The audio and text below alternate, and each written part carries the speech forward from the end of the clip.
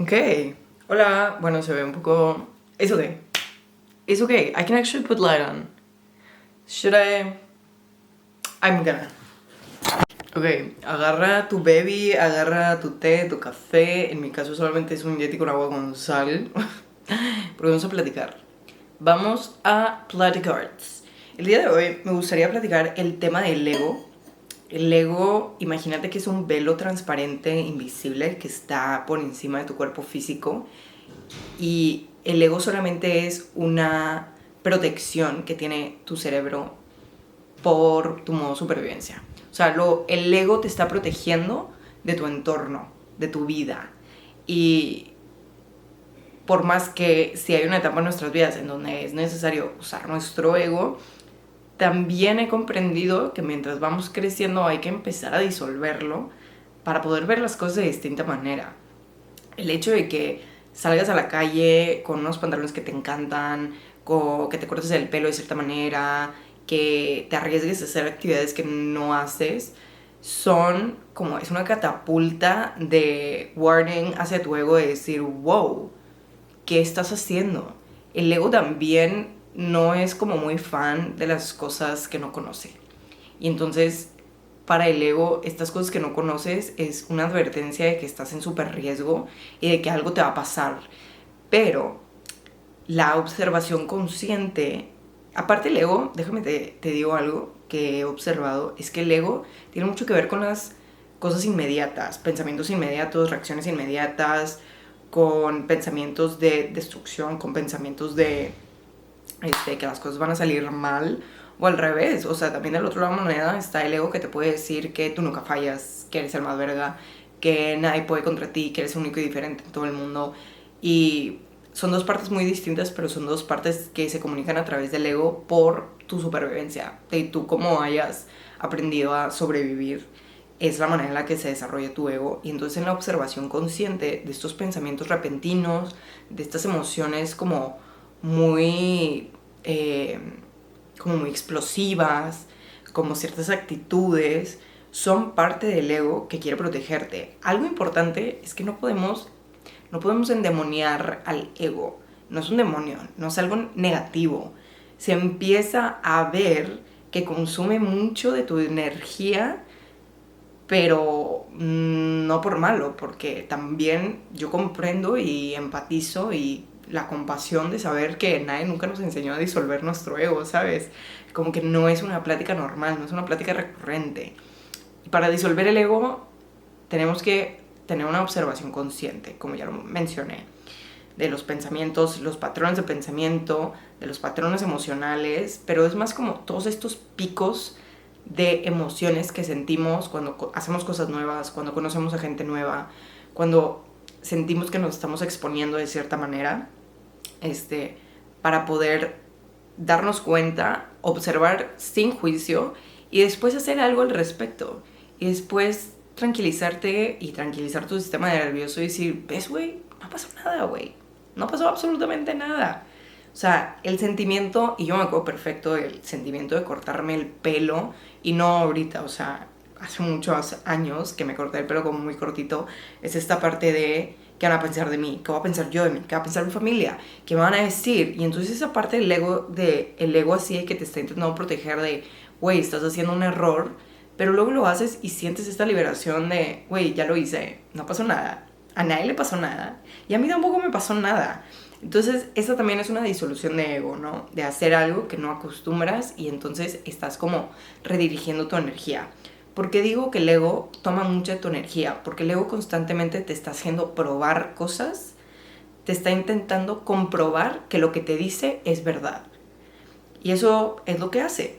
Entonces, si vamos a poner un ejemplo, si tú vas a tener una plática y tienes un micrófono y el ego te está diciendo que no eres suficiente, que tu plática no vale la pena, que pudiste haber escogido otro tema como con mucho más, que esté como más chido, y entonces toda esa parte se te empieza a tener todos estos pensamientos y es tu ego intentar protegerte de no exponerte y de no obtener como los juicios, la negatividad de la gente, las opiniones. Pero una vez que lo haces, y si tú regresas, y si tú eres capaz de observar esos pensamientos y decir, a ver, mi tema está chingón, ya lo practiqué, yo soy suficiente como para hablarlo y decirlo, y luego te lo enfrentas, te das cuenta que nada de lo que habías pensado es verdad. Y ese es como todo el tema con el ego, es redirigir la energía a decirle, no soy mis pensamientos y no soy ese velo que llevo por encima, que simplemente está intentando protegerme en situaciones, pues, de riesgo. Al final del día, sí hay situaciones de riesgo.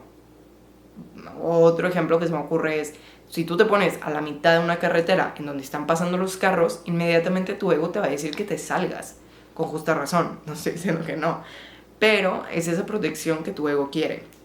En relaciones interpersonales, el ego te puede decir que no eres suficiente, que tienes que dar mucho, que necesitas ser más para que la gente te vea y que te quiera y que te... y como que, o sea, que te quieran invitar, pues, como al mismo tiempo el ego te puede decir que eres un chingón, que no necesitas a nadie, que eres la verga, que los demás se joden, ¿sabes? O sea, el ego siempre está intentando separarte de la gente como si fueras único en este mundo.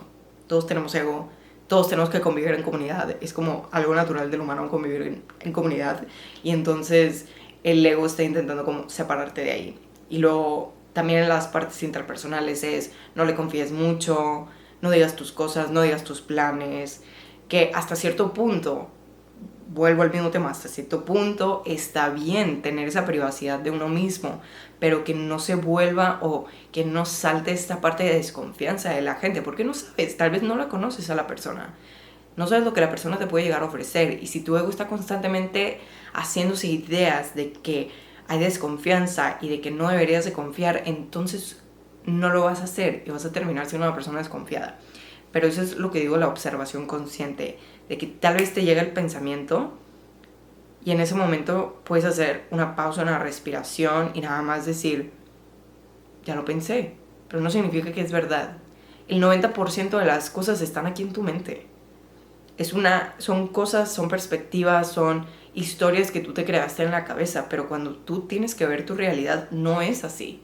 La realidad es mucho más lenta de lo que es tu mente, y entonces todos esos escenarios preplaneados, todos esos historias de la gente que tú te haces en la cabeza solamente están ahí, no están visualmente en tu realidad. Y entonces, en la observación consciente del ego es poder ver, creo que ya lo mencioné, patrones de pensamiento, patrones emocionales, patrones de conducta, sin juzgarlos. Es una observación consciente sin juzgarlo. Y entonces, el otro día vi un video que decía que sanar es como el espiral del Fibonacci, y esto en la observación consciente yo lo puedo ver como si antes tenías 500 pensamientos de ansiedad o depresión, que la ansiedad son preocupaciones por cosas que no han pasado hacia el futuro, y la depresión son cosas del pasado que no puedes dejar ir. Y entonces, si tú tienes 500 pensamientos de ambos o de uno solo y vas en esta espiral, entonces primero empiezas con 500 y luego te vas acostumbrando a hacer la observación consciente y cada vez se van haciendo más. No significa que vas a dejar de tener pensamientos, pero entonces todos estos pensamientos repentinos, que la mayoría no son verdad, entonces van a ir disminuyendo y tu capacidad para discernir va a ser mucho más alta. Y entonces es bueno tener ego para tener un método de protección, para poder defender tu persona, tus creencias, pero no lo suficiente para que estés en constante modo de supervivencia, porque acuérdate, lo que es adentro es afuera. Y entonces si tú constantemente estás en un estado de turbulencia, eso va a reflejar tu entorno.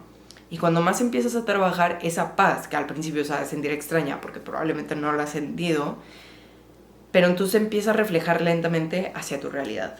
Y entonces el ego es lo mismo.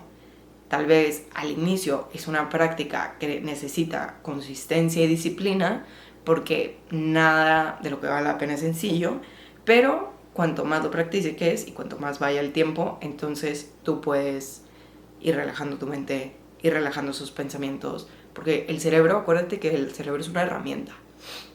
Y entonces, cuando tú empiezas a usar el cerebro como herramienta y no solamente como catapultador de pensamientos y pensamientos y pensamientos, entonces es ahí donde uno puede llegar a pensar con más claridad. Y esta balanza de tener suficiente ego para defender tu persona y tus creencias con la misma cantidad de humildad para saber que no eres único en el mundo, que hay personas que son como tú, que estás hecho para estar en comunidad, para pedir ayuda, para ofrecer ayuda. Pero también del otro lado de la balanza está si tienes demasiado ego diciendo que eres la verga, que no necesitas a nadie y que solamente tú eres contra el mundo, o del otro lado, creo que no, es como el primer ejemplo, y luego del otro lado de esta moneda es dejar que te pisen, no tener límites, no poner como límites a las personas y a las situaciones. Entonces, como el ego puede ser destructivo de una manera muy egoísta, puede ser destructivo de una manera de victimización y de, pues, de una persona como people pleaser. Pero bueno, ese es el tema que traigo hoy, eso es lo que estuve pensando. Me gusta como este tema que es muy complejo y a la vez me he dado cuenta que entre más lo practicas, esa complejidad se vuelve mucho más clara. Entonces, pues nada. Adiós.